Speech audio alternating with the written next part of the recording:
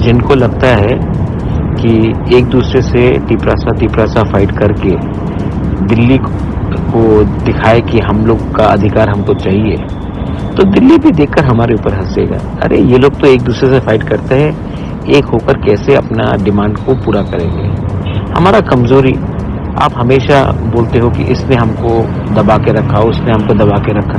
कभी आपने सोचा है कि हमारे लीडर्स लोग अपने पर्सनल स्वार्थ के लिए एक दूसरे से लड़ते लड़ते हमने दूसरे को जगह दे दी अपने देश में? अरे कभी तो सोचो।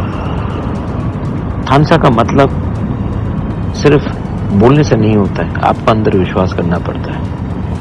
और जब दिल्ली में हम लोग बात कर रहे हैं तो इस समय झगड़ने से हमको कुछ मिलेगा या हम कुछ हारेंगे, ये आपको समझना चाहिए। जो लोग नहीं समझते हैं, ठीक है, वो अपना दुकान चलाएंगे, बिजनेस करेंगे, लेकिन जिसको अपने कम्युनिटी को कुछ देना है, उसको लगता है कि मैं ये फाइट कर रहा हूँ, लेकिन ये लीडर लोग खुद ही नहीं समझते हैं कि ये फाइट अगर हम जीतेंगे तो हमारा पूरा कम्युनिटी जीतेगा, सिर्फ मैं अकेला नहीं जीतूंगा।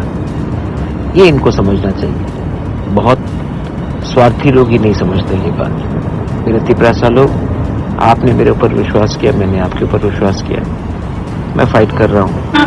कभी कभी अकेला लगता है मुझे कि मैं अकेला फाइट कर रहा हूँ, लेकिन फाइट कर रहा हूँ क्योंकि मैं चाहता हूँ कि महाराजा वीर विक्रम का नाती भी अपने लोगों को कुछ दे, खुद के लिए नहीं रखे, लोगों को कुछ दे। और ये लोग उल्टा सीधा सोशल मीडिया में प्रेस कॉन्फ्रेंस में बोलते हैं।